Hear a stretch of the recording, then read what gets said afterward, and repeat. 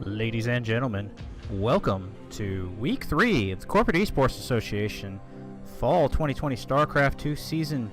I'm your host, Eagle Searcher. I'm joined today by our observer, Damn Glam, as well as team captain from Red Hatlings, Zip, who's going to be helping us out with a few casts today, with Big Toe missing. So we'll go ahead and say hi, guys. Zip and Damn Glam, you're on the cast. What's going on? Good to be here. We're about to start up the first Ladies game. and gentlemen, ready. welcome ready. to Week 3 of the Corporate Esports Association. Alright. Are we all set? Yes, we are set, ready to go. Game 1 on Overflow growth between Mr. Sleep from Red Hatlings and Pro Toast from the UED. Pro Toast. Interesting. I was thinking Protoa ST, like he's a model of a car or something. Protozoa ST. Super. Like, I don't know. The old Street Fighter games, there was always like an ST and a version. Oh, yeah.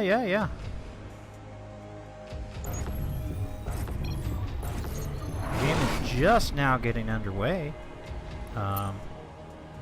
Starting off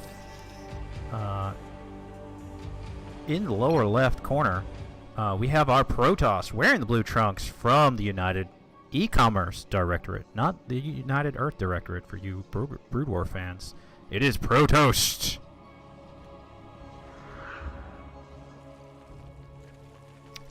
And in the top right, we've got our one and only, the illustrious, the respectable Mr. Sleep.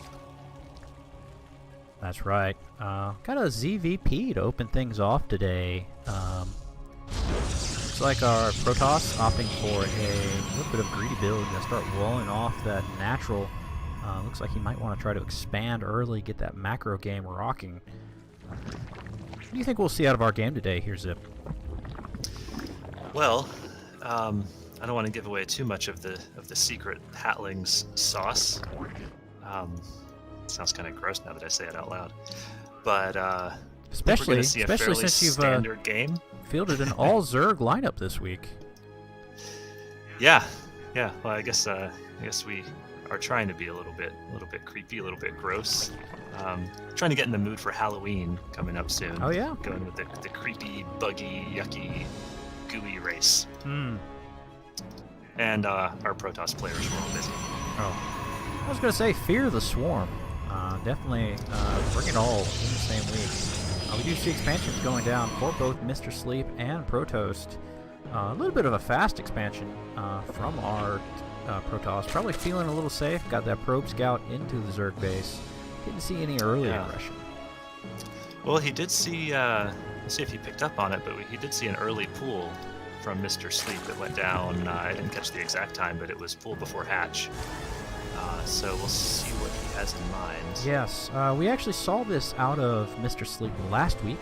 For those who are unaware, CEA does allow floaters between teams from the same company. We saw Mr. Sleep actually play twice last week for Rex. 3-0 in the season in maps now.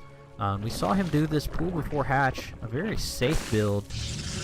Really prevents any kind of cheesiness coming, makes it very defensible. Does have the Overlord there in the perch.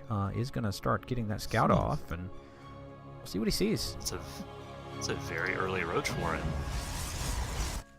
This roach is building already. He's got 4 roaches coming out. Let's see what Protoss can do about that. It does look like there's some aggression coming up pretty soon. 5 roaches on the way. It's going to be looks like 2 adepts and a zealot.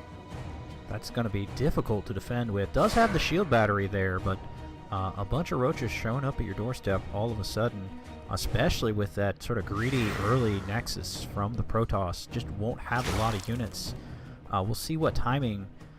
These roaches are already moving across the map. That is going to see it. Sees the first 4 roaches. We'll see if he suspects anything or if he just believes this is an early harass. Second shield battery going down though, so he is definitely preparing for for some aggression. He's gonna have a stalker pop, but it's gonna pop on the outside. Not sure if he'll be able to get it inside. Tough position there. The Depth taking a lot of hits, but that shield battery keeping him alive for now. Not able to do a whole lot of damage against the roaches, but the first shield battery is depleted. The second one's chugging away, but it doesn't look like it can quite keep up with the damage from the roaches. Yeah, that is a fresh shield battery that just got down. Not a lot of energy on these guys yet. Third shield battery has come up. It got overcharged by the Nexus. Supercharged, yeah. This is going to be tough to break. Already losing half his roaches. Several more on the way. Blood of Link as well. So many shield batteries going down. It's going to be really tough for the Zerg to break this.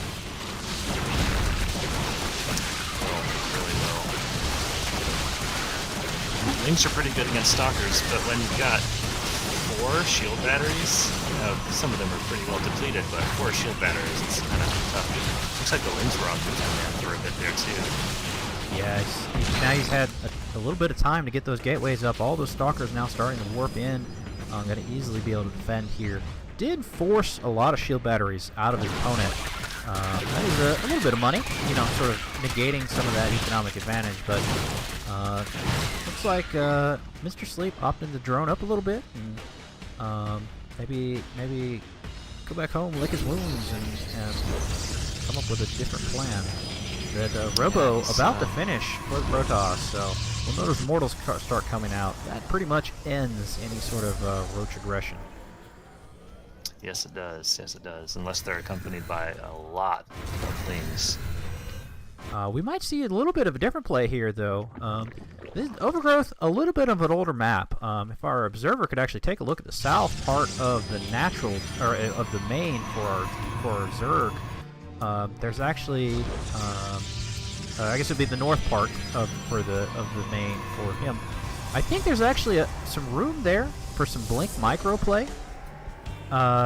He's getting that observer out of the Robo, has the Twilight finishing, and presumably can start Blink, but deciding to go ahead and move in with this ball of Stalkers.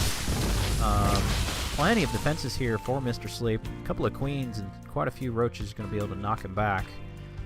So it's seen pretty well defended. He's going to go ahead and save his units. Protoss has a major worker advantage, actually. Mr. Sleep has just been making more and more units, teching up, while Protoss chronoing out probes from both his Nexuses. He's going to just have a 13 worker advantage at the moment. Yeah. Major econ advantage, at least from the short term. Lots of tech coming out, +1 and Zealot legs. So Protoss sort of bouncing around on his tech, not entirely sure what he wants to commit to. It'd be nice to see Mr. Sleep maybe pull out a Spire here, shake things up, take advantage of the ground-based Protoss army, but that Observer's just going to see everything. This is a kind of risky move out for Protoss right now, trying to engage with his, it's like maybe 2/3 of his RV Stalker and Zealot only. Yeah, that's without right. The benefit of the shield batteries. I'm not sure if that Immortal is stuck behind that Stalker there. Maybe it is, because that probe is trying to get out. Having a little bit of dance there at the front. And Protoss catches it, lets the Immortal out. Those Immortals, that's going to be tough. Now starting Stim, so getting all of the Protoss tech. Protoss just has so many options to deal with these bio armies from Zerg. He's going to have Storm, he's going to have Zealot legs, +1 finishing. Starting his third, roughly it's going to be a little bit behind the Zerg, but the Zerg really wants to be a base up in these situations. Not on even. Absolutely. Mr. Sleep is, he's good at teching. He is very good at teching, so I'd like to hope to see him churn out a bunch of drones, catch up, tech up really quick, and find the units he needs to beat these Immortals. Third Immortal, I believe it's the third Immortal, is about to pop. It's gonna hopefully get stuck behind that Stalker again, although I'm showing my bias as the captain of Hatlings right now. That's right, but we actually had kind of a dangerous setup here. That Warp Prism warping in is going to be able to get units in on that third. All of Mr. Sleep's army is here. And Protoss just decides to pick up and leave. Didn't think that the response would be that quick. I would have liked to maybe seen Protoss move out with his army first and just use that as a distraction, get the Warp Prism in the back, but Mr. Sleep now knows the Warp Prism's on the field. Does have those Ravagers, is getting the first few Hydras out, so hopefully we'll be able to deal with it, but Protoss just has so much map control right now. Mr. Sleep really needs to try to catch up. We are going to get the warp in. Oh, maybe not. Playing games with his Warp Prism there. We are going to see Spine force the Spine out of Mr. Sleep. That's one less worker. Just making it harder and harder to catch up on economy with this sort of pseudo-harass. Not even warping in units, spending money, just forcing Mr. Sleep to keep all his units in his base. Yeah, I'll say Protoss is starting to split his army up a little bit. He's hitting all, well, if the Prism warps anything in, he will be hitting all 3 bases, although he's moved his main army over to the 3rd. And that's going to be pretty tough to deflect. Oh, he did, took his 5 queens in his main and pulled the rest of his army. This is Mr. Sleep pulled the rest of his army back to his 3rd to deflect Protoss' army. Took a lot of drone losses, though. It's now 37 for Mr. Sleep to 67 for Protoss. Yeah, that's tough. It sent all those drones over to the 3rd, trying to saturate it quickly, and lost them all there. Was able to save the hatch, but it is in the red. Unlikely to survive another attack like that. Protoss sort of playing with its food a little bit here. Still maintaining that econ advantage. As you can see, banked minerals, Protoss sitting on 1,500 minerals. Lots of gas as well. Mr. Sleep just trying to keep up. Can't stop building units, but really needs that larva for drones. He does. He does. And Protoss is kind of... oh, he's putting one down now, a 4th base. He's quite oversaturated on his natural and his 3rd. 70 workers. He knows what to do, or probes that he knows what to do with. Yeah, 70 workers is a lot for 3 base. And that 4th base is really going to seal his econ advantage. You can see it now. Protoss getting ahead in the army supply for maybe the first time in this game. Has it +2 ground attack and +3 started. Getting the Robo Bay is just finishing now, so he's going to be able to build Colossi. Just going to be able to so efficiently deal with everything that Mr. Sleep has right now. Primarily this Roach Hydra Ravager. Just not going to be able to deal with these high-tech units from Protoss. There's a lot of High Templar. And some terrible storms there, just doing so much damage on the Zerg army. Pulls back to the creep where he has a little bit more mobility. Pulling back to the spines. Just trying to survive here, really. He is getting his drone count up. Protoss is still sitting at 70, and Mr. Sleep has gotten up to 55. 15 roaches just popped at once, so really getting a lot of army out in a hurry, and that Lurker Den has started. Lurkers would be fairly effective against a lot of what the Protoss has here, but the storms, it's going to be a little bit tougher, and a 2nd Robo now finishing. And a terrible damage with those storms again, and oh, so many storms just melting the Zerg underneath it. It's looking bad for Mr. Sleep. It is quite bad. Taking lots of losses here. There's not actually a whole lot left for the Protoss army, but a couple of those fat boys and the Colossi moving in now, getting that Thermal Lance action in. Mr. Sleep really doesn't have anything to counter this. It's down to 22 army supply to 100. It's about to call it. Yep, there it is. There's the GG. Protoss. Protoss takes game number 1. UED going up 1-0 against the Red Hatlings. Okay, I'm going to go quiet for a moment and get the 2nd lobby set up. So that was a pretty good game 1. Dan Glam, do you have any comments? Doing a good job observing as always. It was. It's not too often you see Protoss, have more workers than Zurich and more bases. So it's definitely hard to come back from. But good scouting, good trying to get some map control in there. Maybe needs to work on the creep spread a little bit.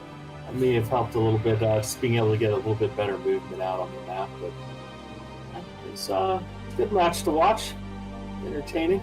That's all we're here for. Be entertained and have fun watching the good old Starcraft too. Absolutely. I think Mr. Sleep, really was setting up hard for that sort of roach rush to get just a lot of damage in on the Protoss early, but the Protoss, noticing that, had the Adept out on the map, was able to see it coming and get all those shield batteries up. Protoss so good at just turtling up, and when they don't want to move out, it can be really hard to break their front. So we're getting game number 2 set up now between Cephalopod for Red Hatlings and Future Knights for the UED. Going to be a ZVZ. Of course, Red Hat fielding all Zergs today, while UED has a good mix of races. Looks like we're going to see every matchup. We're going to be on Blackpink, another sort of classic map from the good old days. This was a ladder map back in 2017 Season 4. A little bit of a more standard map, where Overgrowth was definitely macro-oriented. Very defensible, as you saw. Really tough to do a lot of damage early. But this one, as you can see on the graphic here, sort of has a lot of different pathing that units can take. There's a lot of bases on the map. Just a lot of different options here for the teams to go at. And with our matchup here, a ZVZ, of course, those statistics don't matter because it's a mirror matchup. But you can see, historically, Terran a little favored against Zerg, Protoss a little favored against Zerg. Zerg maybe not the happiest on this map, but on a ZVZ, it's pretty much equal footing. Yeah, it should be an interesting match. Looks like they're busy getting the lobby all set up, making sure everybody's in there and ready to go. Should be interesting to see what strategies they're going to try to do, if there's going to be early shenanigans or just straight up macro game, or it's going to be a quick 12 pull and try to see who can defend it best. So we're going to have to wait a little bit here and find out what they're going to decide on doing here. That's right. It looks like we're about ready to start our countdown, going into game number 2 now on Blackpink / Neo Soul.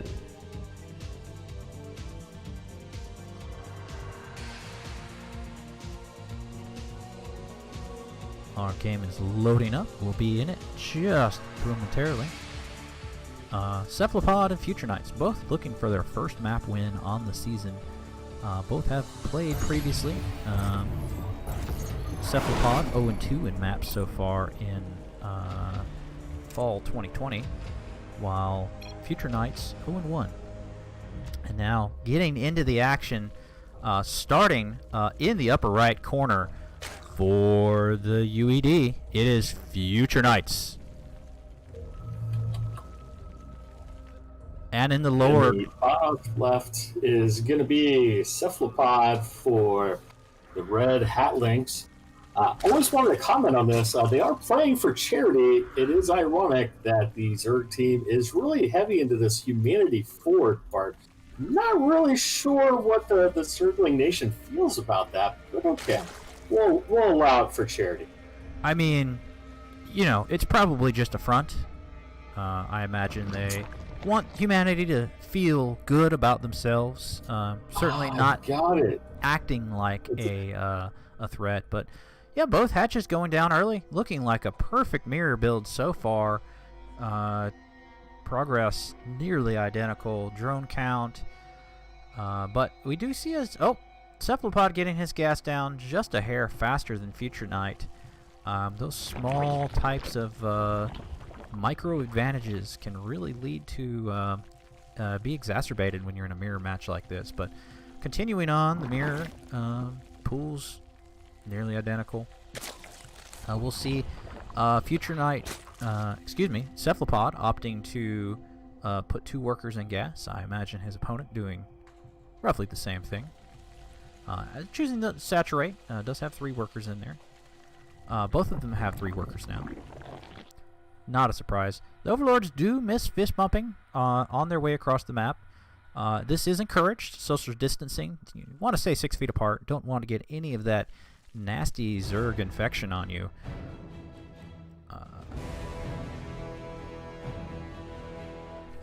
So we got the scouting lings coming out from both sides, 4 and 4. So just something to poke around, check, make sure there's nothing crazy going on. Let's see what tech they go into next there. That's right. Both have speed going, and there's the first couple of them popping out there. And I'm sure they'll go fist bump in the middle of the map, and promptly somebody will die for not social distancing. That's how that works. I'll give them a few days. I'm sure their life expectancy a little bit lower normally anyway. We do see the Baneling Nest going down for Cephalopod now, so this could be our first real divergence in our tech paths here. Opting to put it out front, constrict that wall a little bit, reduce the surface area. Get the wall off going just a little bit there. The scouting lings in here. 3 on 2. Running around in a circle. Future Knight opting to go ahead and put a layer down with roaches, so Cephalopod might have a small window here where he can really get in and do some damage, while Future Knight waiting for his tech to get up, waiting for that layer and roach to finish. That Baneling Nest is done. We're not seeing a whole lot of lings out of Cephalopod yet, but there he goes, 12 lings in production now. He's going to look to bust this very soon. Yeah, it's definitely a lot of links. Probably going to see them coming. It's got good scouting out on the path of where they run, so unless he routes them around, they will know what's going on. That's right. Lots of Overlords just going completely uncontested on the map. Although you do see this Queen getting her licks in, sending the Scouting Overlord home. Neither side really moving terribly fast in this scenario, but did fly directly over those... Excuse me. They're both red. He saw his own Banelings morphing, which is useful. He's just checking in on them, making sure they're doing okay. The Evo chamber there at the front wall, too. He's going to drop that second Evo. It's going to be difficult. It's going to create a really small surface area. Difficult for the Zerg to get in here, but roaches are on the way. His window of opportunity is shrinking. More and more roaches come out, this Baneling composition is just going to slowly fall off over time. But that is 7 Banelings in production now. Going to look for so many explosions there at the front wall. And Future Knight's just bulking up now, dropping another Evo, dropping a Spine Crawler, just doing everything he can to stay alive. And the Banelings are in. A lot of lings getting into the main now. Going to look for those worker kills, try to even the score here. Doesn't want to take those roaches on head on, but 4 drone kills already, and about half his lings dead. 26 lings in production. Cephalopod looking to take advantage of this wide open front door from Future Knights. Those 2 Spine Crawlers won't be enough to stop all of these lings coming in, but these roaches, they're pretty beefy boys, and the roach numbers are getting pretty high now, so they should be able to stop this aggression, but just so many lings coming across the map. Another 6 workers dead, but despite the damage that that Cephalopod has done to Future Knight, they are now even on workers. Future Knight sporting a much... Even on workers, but up a base, so it's a good old strategy of apply pressure and expand behind it being applied. Early lessons of Starcraft. It's going to be really important for him to keep this Roach army at home, though, because the army doesn't look very good for Cephalopod right now. Getting his own Roach Warren down, but there's a large Roach count, double the supply for Future Knights. If he wanted to, he could move out and really probably As you say that, here he goes. turn the game in his favor. These Lings are going to see the roaches coming out. And the Lings say, hey, if you're going to leave the base, let's go for a visit. Yeah, this is just excellent map control, map awareness from Cephalopod. Future Knight has replugged the hole, and that little run by with the Lings, keeping those roaches at home, buying him so much precious time, getting his own roaches out, getting spine crawlers down. It's going to really help him defensively, but he needs to buy as much time as he can get if he wants to even his chances here. Because those roaches, they're coming, and it is a scary amount of roach. Yeah, I think these guys are still rallied to the wrong place. They're just going on a tour. Arrive just as the spines finish. That'll be a big help. Those spines do bonus damage to armored. Roaches are armored, but now you see the Ravagers coming in. Those Ravagers can do so much damage. 6 in production right on Cephalopod's doorstep. And those 3 roaches made it across the map. They gotta see if they can get in the front door too. Alas, unfortunate, they were not. Those Vials just gonna be able to one-shot one spine and immediately bring down another. This army is almost overwhelming from Future Knight, taking out so many roaches from Cephalopod. Cephalopod trying to do everything he can. Another 22 Lings in production. Gotta pull the boys. Drone's getting in the action now. And gonna continue to bile down these spines. Takes the queen out, and is gonna lose this layer as well as the game. Future Knight takes game number 2. It's definitely interesting to watch. 2 varying strategies, trying to break the wall down and then gonna do a little bit more damage in there. This Lynx could have scored a few more drone counts. That'd be a few less roaches that would have been there in the end there. But he did get a third up out of that attack, and just not enough time to get powered up all the way afterwards. That's right. It was a scary moment there for the UED. Zerg, though, front door wide open and so many Lings in the base, but just a hair too late. Able to get just enough defense up, wall it off, so many roaches, and eventually just push across and deal with Cephalopod. Yes, it's going to bring us into the match point for the 3D there, so we'll see if Zip's able to pull the win out and we get some more Starcraft to go into a game 4. So this is going to be a ZVT on merry-go-round. Should be interesting to see. Good to see a little bit of variety today. You got a ZVP, a ZVZ, a ZVT, so we're kind of rounding out all the races there.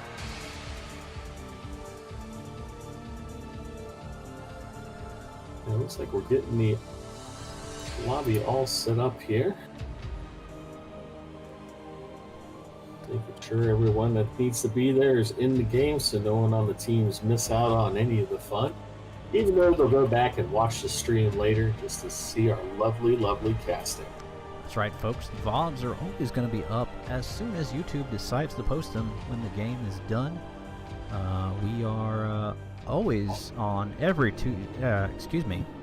Saturday afternoon, 2 p.m. Eastern, 11 p.m. Pacific, casting more Hatlings action for the rest of the season. It's only week 3 early on. We are we have a long way to go.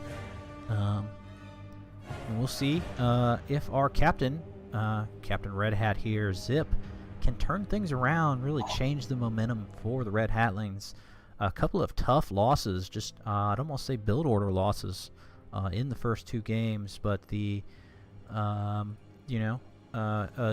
break here or there can really turn things around. So Zip hoping to start that reverse sweep on merry-go-round. We'll take a quick look at merry-go-round. A really we'll call it an awkward map, to be sure. dates all the way back to WCS 2014 Season 2.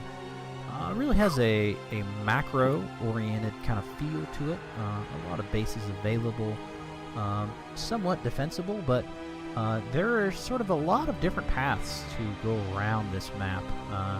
Obviously, there's not a straight path across. You can take left side, right side, sort of through the middle pieces, and really cross up your army. But we do have, with Zip playing in that game, we do have a special guest here, Patch. Welcome to the broadcast. Hey, thanks. Ready? Wow. You can tell I'm out of touch. It's nice to be here. Yeah, I had some time. Figured I'd hop in, join you guys, see what's going on. That's right. Patch, part of our OG casting crew, joining us for some great Starcraft on this beautiful Saturday afternoon. So what do you think, Patch? We got a ZVT. We're certainly bringing in our Terran expert for this map. What sort of strategies do you think we'll see employed here?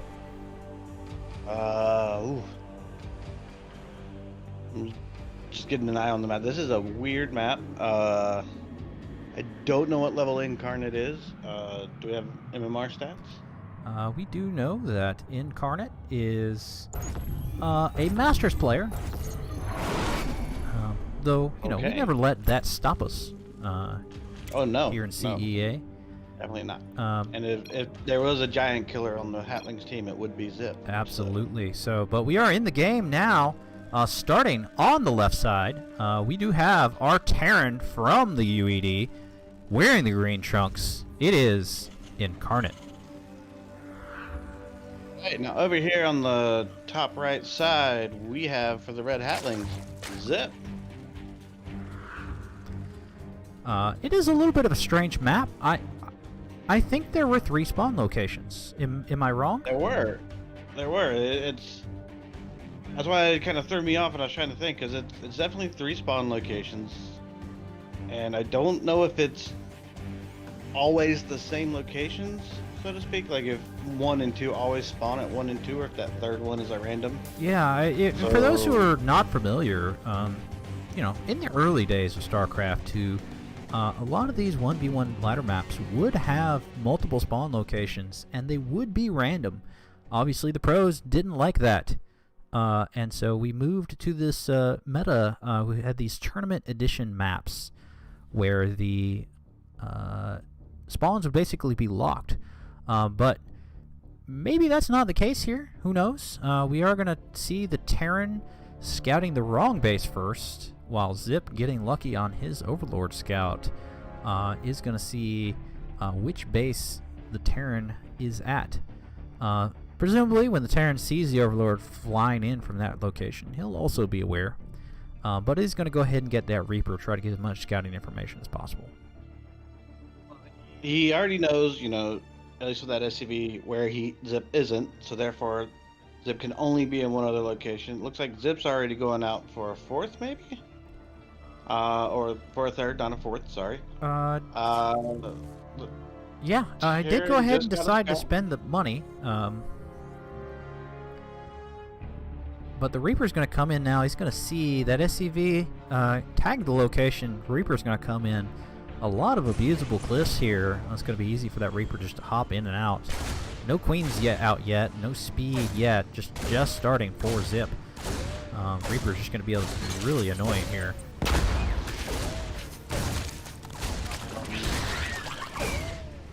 The Hatlings will get kind of picked off here. Reaper's getting some good work done. Coming down here for some main harassment. There is a queen at the main, so he'll kind of deny it. And the Reaper will just try to jump off, or I think that cliff's a little too high for him. No, that seemed like oh, no, there he goes. He tries to get him out. And just misses. Got just enough healing in his downtime there. Gets out with 1 hit point. You do see Zip going ahead and taking that 3rd. Really looking to turn this into a macro game. Meanwhile, Incarnate getting all of the buildings going.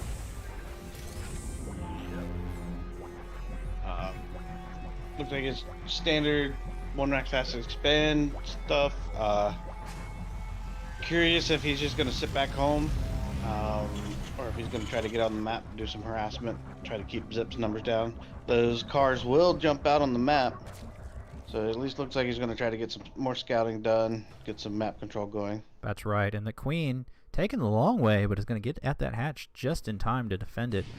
Doesn't look like Incarnate has any idea. Does toast that tumor, so already getting a little bit of value and slowing down Zip's creep spread. Just looks like he's happy to sit out here and sort of deny the Zerg its ability to take map control, but catches these guys all out of position. 3 Hellions and the Reaper dead.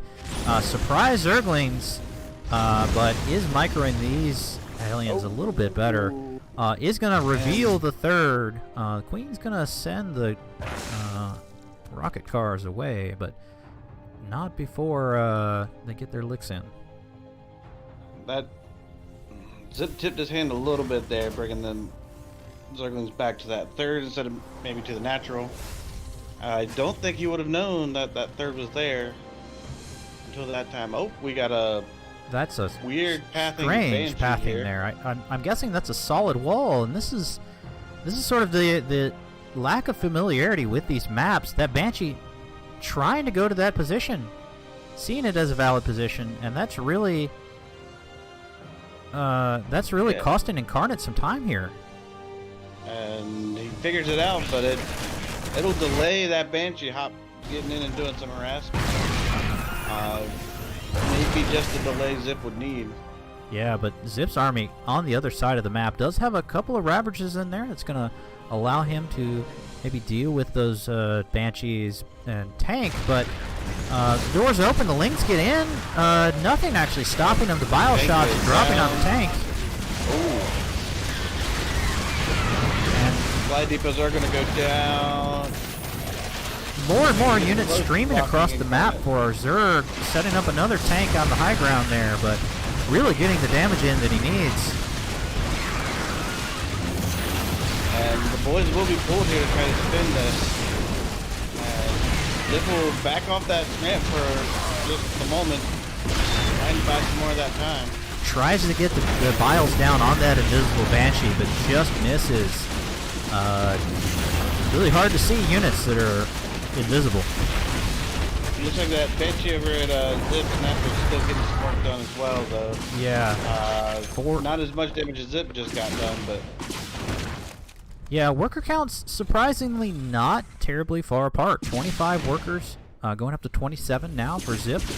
21 for Incarnate. A couple more Banshee kills. Though it does look like he has the Spore down. Should send those Banshees home. Incarnate choosing to continue to build Banshees. Banshees are a pretty good unit, do a lot of damage, but really their trick there is the cloaking. And once your opponent has detection, those Banshees get real squishy. There's just a small window of opportunity here where these Banshees really can get their value out. Once that edge is gone, it makes it really hard to ensure continued value. Wow. That's right. I just stumbled a lot. It's all good. I'm here all night, folks. That's right, but Zip now sitting on a commanding supply lead over Incarnate. Granted, mostly in army, and could lose a lot of it with those 2 tanks on the high ground there. Tanks and Banshees, not things that Lings are necessarily good against. Definitely not, but at least, you know, it's a threatening force, right? There's enough of them that if he gets out of position or overplays his hand a little bit, that's a good force that could get in there and do some damage otherwise. Yes, that's right. The Ling run by is so scary, especially in that compromised position that he's at. And of course, Zip taking advantage of those 3 base, now up to 43 workers. Those 2 queens putting down some hurt on those Banshees. Of course, you can see them just fine with that Spore Crawler there. Does lose 1 queen, makes it a little bit harder to deal with them, but continuing to build more spores and slowly Terran adding units doesn't it's not entirely clear what the Terran wants to do with this army composition. Has some Marines, has a couple of tanks, really trying to get work done with these Banshees. I think he's just trying to bide time, try to pick off any of that lead Zip has earned himself, while he can rebuild back up and get his strategy back together. That's right, but Zip sitting on 3 base is just going to give him such an econ advantage. Army-wise, you know, Zip's not got an army that can outright kill him right now. Those tanks are going to just stop all of these Lings, but we now see Baneling speed coming down for Zip. So with Hydras popping, looks like we're going to see a Ling Bling Hydra, but it looks like the Doom Drop is coming. Decides to go ahead and load up those tanks. The front door is going to be wide open. An opportunity, perhaps. This is going to be interesting. He's moving out across the map. Zip has seen it coming. I just saw a red flash disappear. That's right. The Ling sitting at the Watchtower. Watchtower is another feature that has sort of disappeared from a lot of our ladder maps. And we'll notice the 4th here, and he's going to siege up on the high ground at the 4th. That's right. I think the tanks... Nope, the tanks are in range of that 4th. Gonna force the cancel on it at least, but this is actually kind of a scary force for Zip to deal with. Oh, a lot of DPS gonna lose the 3rd as well. But there is an attack coming in on Incarnate's Natural. Did put down a CC to try to plug the wall, but Lings are just gonna start chewing away at it. Has lost his 3rd and the 4th. So he is going to try to sort of even that econ damage. Tries to take over some of this econ situation here. But the Doom Drop is happening as Incarnate picks up his army, moves into the main. In a base trade scenario, this would not be good for Zip. Just doesn't have the cloud right now to deal with all of this. But those Lings do get close enough to the siege tanks to gate their range. Is it going to be enough? It looks like he does clean it up. Yeah, does commit, does have the army appearing just in time. The Banelings, the Roaches, the Hydras.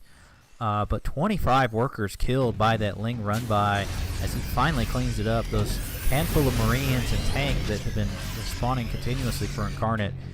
Not enough to kill him, but boy, Zip is really keeping him low on that worker count. And Zip will move out and take 2 more bases. He has the bank saved up now after that fight. And it looks like he's just going to try to regen up. And here comes another drop moving around. That's right. It looks like Incarnate really wants to play this classic Terran style of just harass. Just keep punching your opponent until he gets tired, effectively. He currently has the army lead. Doesn't seem to be investing too much into anything else right now. And this map feature really screwing with our Terran in his pathing. Really wants to go into the upper right corner, but does catch his medevacs and sends them on their way. They stop getting stuck. And they're going to drop in. And they see this 4th, sneaky 4th from Zip, and Zip just transferring drones now. Bad timing. Is going to probably force the cancel here. It doesn't look like it's going to be able to reinforce in time. I'm not sure that was a cancel. It was not. He destroyed it. And again, looks like some nice pathing issue here. Or maybe they just decided to hang out. Yeah, interesting. A lot of dead space up there, but getting the coming in with the worker, the Marines on the 3rd, getting this dual prong harass, really good map usage and awareness from the Terran, hitting from so many different angles. Now I'm going to pick up and head back home. Yeah. So I think this is what we should come to expect from the Terran for at least this next little bit of the game. He's just going to sit around and harass until he can rebuild his forces and start taking bases again. He is going to move out, start clearing some of this creep. That creep spread starting to look a little scary already at the middle of the map. Those 2 queens, probably not long for this world. But a lot of creep there. At least it's going to slow the Terran down. Doesn't want to get too deep onto that. Zip's got Bailing's patrolling around right now. Looks like he's trying to get a little ball built up out here at the front. Potentially defend against anything incoming. We are Worker seeing... count's about even, and army value's even. Incarnate's really got himself back in the game here. That's right, taking out both those bases from Zip, but now the attack from the Zerg is coming. The whole Terran army is right there. Does get a lot of connections with those Banelings, does a lot of damage, but just spread his army so well. Has that tank a little bit further back, and pulled the boys too. Boys wanted to get in on the action. Probably not the best decision. Oh, the Hydras are overextending. Yeah, they haven't not dealing with that tank whatsoever. Just not able to do much. And we do see drilling claws coming down for the Terran right now. I'm not sure if that was a mistake or if he intends to move into more Widowmine play.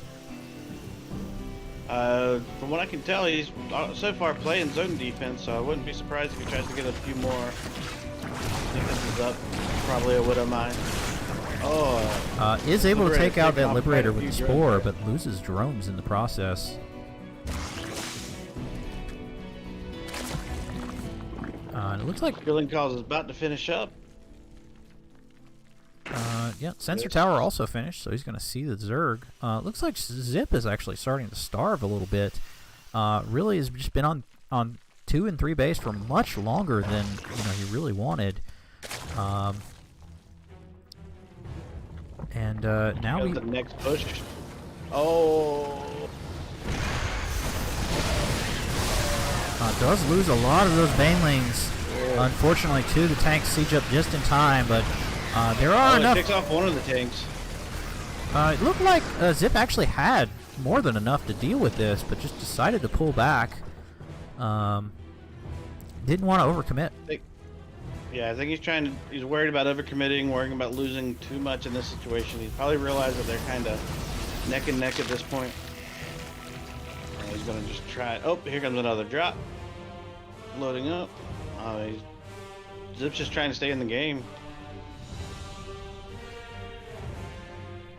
Yeah, I 38, don't. 43 to 62 workers at this point. Yeah, he's starting to pull away now. Zip just never able to really reestablish his extra bases. Had a good advantage early on, and the Terran has just kept punching. Incarnate moving all the way around the bottom side of the map, probably just scouting, looking for anything sneaky. On a 3-player spawn like this, it would certainly be. It has certainly been seen that players will drop a base there at the 3rd, and while the action happens on the top of the map, they're just happily mining away. But that 4th CC now going down for the Terran. If he gets that up and established, and a full medevac popped by those Hydras. Oh, that was painful. Yeah. So we look like we're gonna match up on 4 versus 4 bases here. Zip's gonna need to probably take another base to really regain his lead. Still has an income disadvantage. That's right, but where does he take the 4th? The sort of 4th there in between the two of them, definitely not safe. The one further to the south, really difficult to defend, and just not able to get in with the Lings to do any run-by damage. So many tanks there. Terran just starting to build up so much firepower, getting very difficult to break. Definitely. Looks like Zip here's trying to maintain the border with this army. That one Marine, Wilson he is running as hard as he can. Zip feeling a little overextended there, tries to back up. Oh, and Marines will come in and try to harass Zip's 4th. Almost gets the Queen. Very low. Gets the transfuse off. Here comes the Zerg army. Comes in. Doesn't want to get into the siege line, but anything that pokes forward, he's going to try to take care of. Banelings getting really good hits. Unfortunately, the problem with Banelings, Two just finished. yeah, those Banelings get hits, but they die too. So, able to defend here, staying alive. Looks like Zip very scared to move into this tank line, as he should be. A lot of damage happening back there, but starting to pick off some of these medevacs, starting to pick off the things giving the tanks vision. Once all these Marines are dead, he'll be able to move on to those tanks with impunity.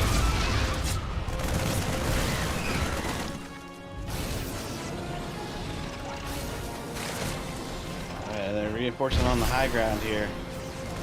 Playing about pinching, and that looks like it's a turret going down as well here. Yeah, I think he's a little afraid of. I'm actually not sure. You know, there's potential for lurkers, potential for burrowed banelings, but we haven't seen any of those out of Zip so far. Just sort of stubbornly staying on this Sling Bling Hydra. Really wants to play the same game that Terran is, punch until your opponent dies, but now deciding to move out, uses the Broodlings from the hatch as his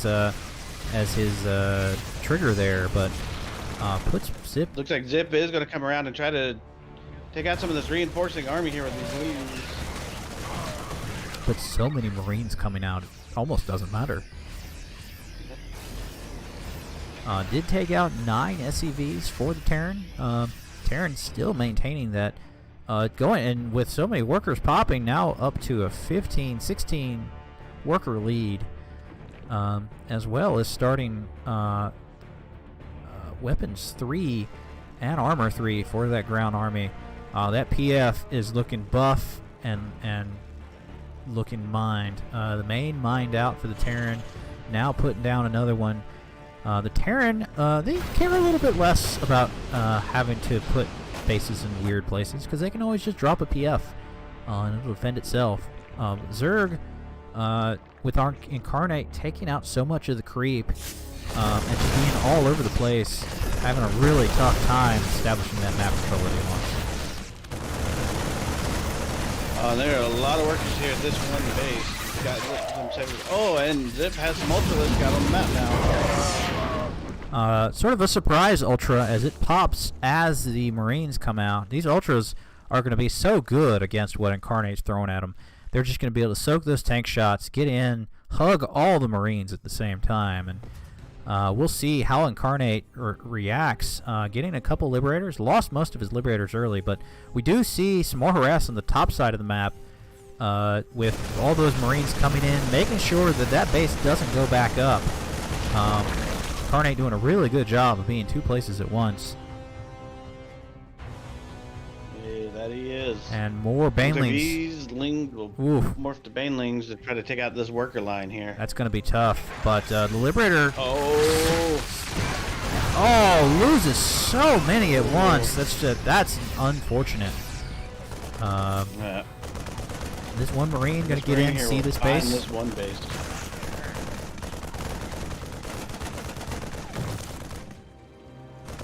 We'll see if he can pick off a 3rd worker. Those Lings show up, but the Marine just kind of scoots out of the way.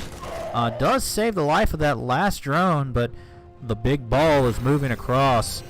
So many Marines, so many tanks. That's quite a few tanks there, and the Liberators are just going to really zone out. Oh, that one Ultralisk is just kind of stuck. Oh, and these Morphin ends will get taken care of. Oh, Zip in a really tough trying to get this position. little ball up here taking a.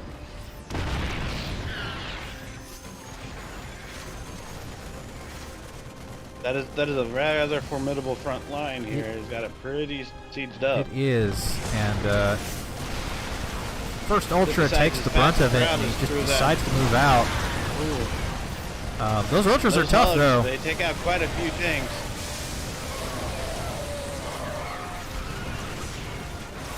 Is reinforcing, but both sides reinforcing.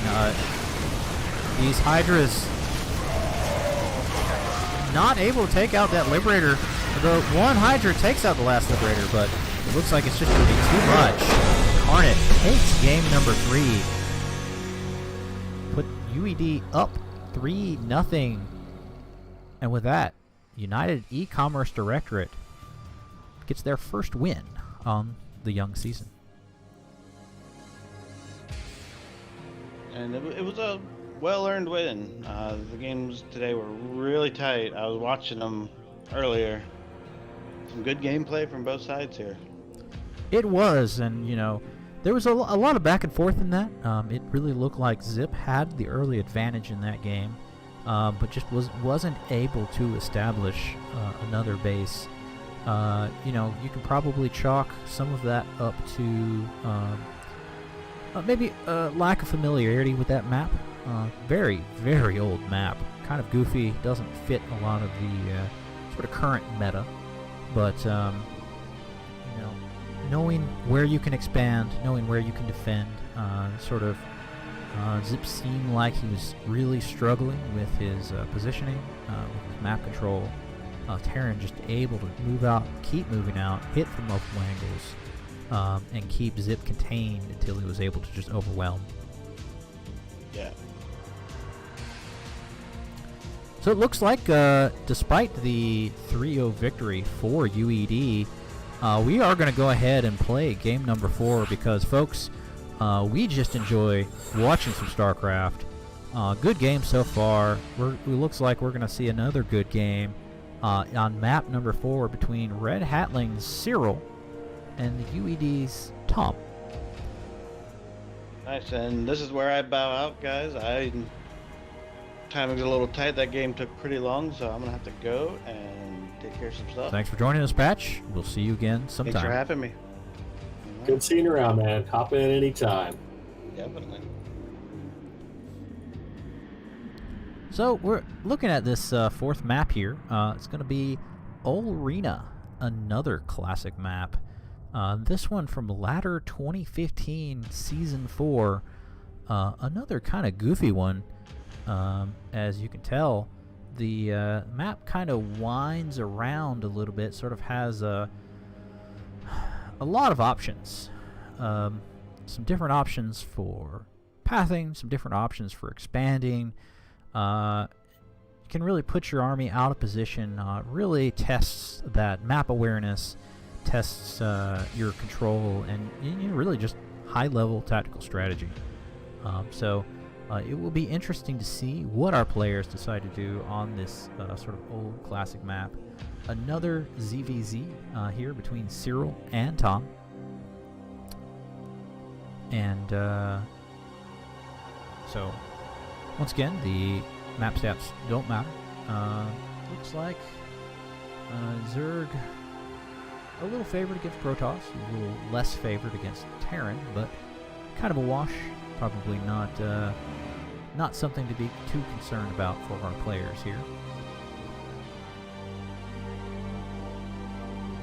It looks like they're just finishing up the lobby here, making sure everybody's in there for the fun game, because the points don't count, but it's still fun, and everyone wants to watch the match and have a good time here on a beautiful Saturday afternoon, or just coming up on afternoon on the West Coast.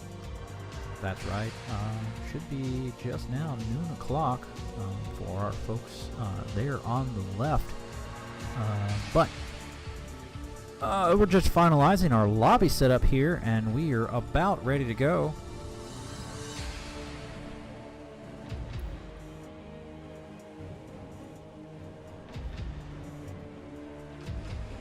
All right, and it looks like they're loading up now, so counting down will begin here in just a few moments. And we'll be welcoming back Zip just momentarily to join the cast and crew once more.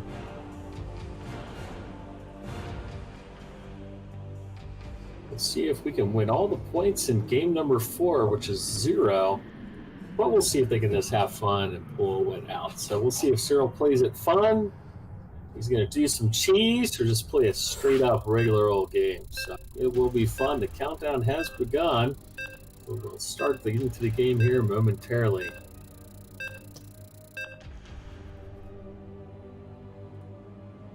And we're welcoming back Zip. Welcome back to the cast.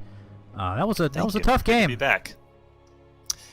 Yeah, that was a super fun game. I got to admit, I normally have fun when I win, but that was just, playing someone who's 1,000 MMR above you and not feeling like you got absolutely smashed. There's a little fun there too. I'll admit it was a pretty fun game to cast, and I'm sure Damn Glam would tell you it was a pretty fun game to observe.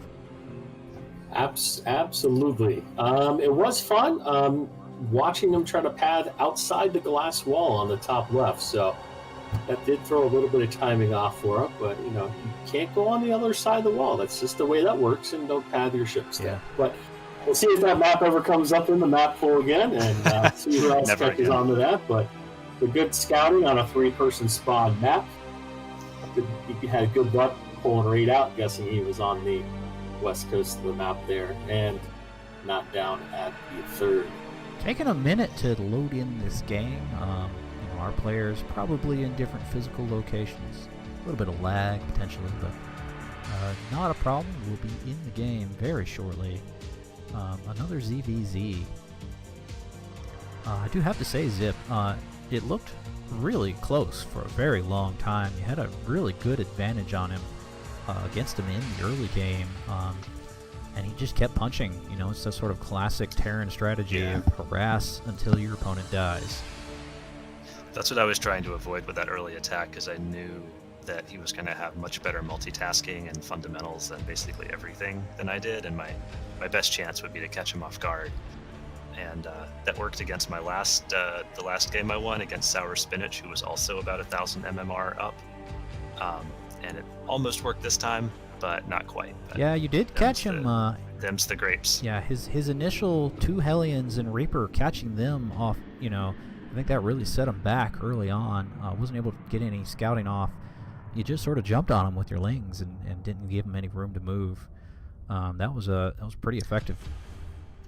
Did that kill all 3, the Reaper and both Hellions? I thought I saw some Hellions running away. There were 2. Maybe there were 2 Yeah, others. there were 2 more Hellions that showed up. It looked like he was really committing to that sort of contain strategy. I think that really set him back, gave you the opportunity to breathe for a while, and that sort of really enabled some map control. There's a big difference between 2 Hellions and 4 Hellions. Oh, yes. And, I wonder if there's something wrong with this game loading up. The progress bar has been stuck for a while. It has. Give that another minute, see how it goes. There it goes. We're about ready to jump into the game, and Incarnate lagged out. That is unfortunate. There was no countdown. It might be an old map, maybe? Possibly. Is that we're playing on all old maps. So, but we're going to get into the game now and introduce our players. Building. Starting in the upper left, very corner of the map, we have wearing the red trunks for the wrong team, UED's Tom. And in the bottom left, you might be confused and think this is a vertically mirrored map because both players are going for the exact same build with the exact same spawning pool placement. It's Cyril. It's actually pretty impressive. The Overlord's gonna socially distance fist bump as they cross the map. You do have that island gold there in the middle. Very tantalizing. As well as on the far side of the map, if we ever get there. This was always a weird map. Thinking back to when this was on the ladder, you're sort of encouraged to expand to the right, to keep going away from your main, and that takes you further and further away from your opponent, which really creates this sort of large front line, a lot of surface area for your opponent to just hit at you. The meta has changed a little bit since 2015. I'd say you don't necessarily need that same encouragement, but we'll see how our players decide to treat it. This is interesting. So Tom went for a pool into gas build, 6 or 12 pool into gas. Cyril went for a 12 pool, presumably to do a 12 pool expand. And then it seems that Cyril, before he sent his Lings and he was going to send his drones out too, he scouted that Tom had also done the 12 pool and pulled back. Very good scouting and awareness. In his main. Yeah, very good. And he actually has quite a big Ling advantage, so he's going to be able to cancel Tom's expansion. That's a big win. That's right. Tom is putting up a spine and a baneling nest. Yeah, but they're not going to be ready in time. Yeah, well, the baneling nest just finished, but if he decided to warp those into banelings, it wouldn't be a good time for him. Does get the cancel on the spine, and lost most of his lengths. Just gonna back out for now. Might be a good idea just to head home and work on that advantage in Serial. And with that, Serial dropping the Roach Horn, ready to move into phase 2 of the plan. Yeah, that's going to be good since Tom has Banelings that have come online now. He's got 3 up. He has not started another natural, so I'm wondering what we're going to see out of him. He's building a Queen. That's not aggressive. He's got some what's he going to do with that larva? He's got 3 larvae sitting there. I can't wait to see what he makes. Yeah, I mean he is really limited in his larva production right now. If he decides to bulk up with army, he's just going to fall further and further behind in the econ. Meanwhile, Cyril twice as much larva available. Does get a Baneling to pop, so that was efficient. Yeah, that's a nice win. Looks like Tom is splitting his attention between building lings and building drones. Those 3 lings, Very not quite going to be the hero lings. Those queens there, ready to drive off those little boys. Yeah, not a lot of aggressive moves out of Tom currently. 3 queens at the front for Cyril. This is a pretty strong defense. Starting to get those roaches in production. Gonna get that creep spread going. You do have that really short path directly to your opponent, so at any given time, if your army is out of position, your opponent could pretty much reach out and punch you in the face. One thing I'd like to see. Taking the spine crawler with Sure, him on what's- this. Yeah, that's a little surprising. What I was going to say I'd like to see is for Cyril to take his 4 roaches and clump them up on this path so that lings and banes can't get through. That would be a pretty slick move, I'd say. But I'd say also with that really short path, allowing him to basically walk the spine crawler across. Queen's coming behind it as well. That spine crawler going to start rooting. It's going to soak so much attention. It's going to aggro all the DPS from the Zerg opponents, but a big surround from those lings, just cleaning up most of what Cyril had. But that spine crawler finishes rooting. Yeah, that spine it looked absolutely absurd when I first saw it, but it proved to be the anchor that made this attack work. He may have just dropped a bile on his own spine. He did, I think. So the reflex is really kicking in, and it looks like He is attacking the spine with his queens. yeah, Oh, he stopped. He just stopped. slight miss micro there, but able to destroy the hatch again.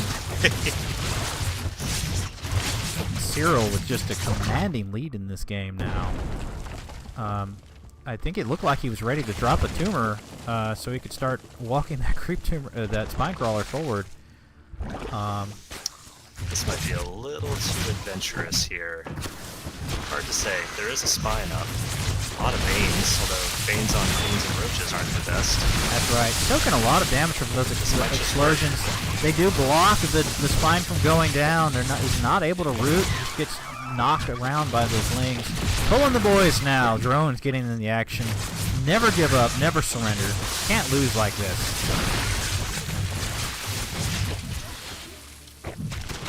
Doing a good job morphing those low health That's exactly roaches. what's going to happen, though. And there's the What a GG. riveting game. Red Hat GG. taking the feel-good game in game number 4, avoiding the sweep. Yeah, well, it'll still count as a sweep since it was 0-3 in best of 4, so we'll at least have this win to carry on in our hearts and minds, even if it isn't recorded on paper. That's right. It's a good morale victory for Cyril. Always feels good to take a game. Very interesting maps. We had a lot of great, interesting maps this week. I have to say, my personal bias as a caster, I enjoy seeing all these weird and wonderful maps and seeing what people pull out on them.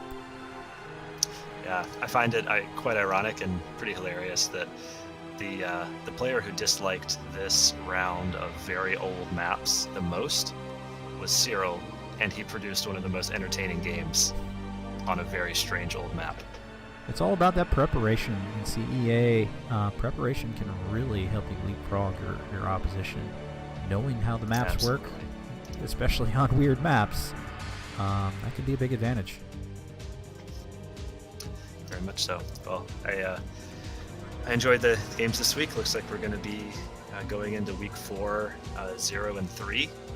Although we have a few wins to continue to beat the drums of morale. We won in the preseason, and we've had a couple of really exciting wins that didn't carry us to a match victory, but were fun to play and fun to watch. So we'll go into week 4 with the other dregs of CEA and hopefully come out with a win. That's right. It's been a lot of fun watching the Hatlings, and a few breaks here and there, and the season could be completely turned around. But with that, thank you for joining us, Zip. Once again, I'm your host, Eagle Searcher, joined by Observer Damn Glam, and our special guest stars this week, Zip, Captain of the Red Hatlings, and Patch, our OG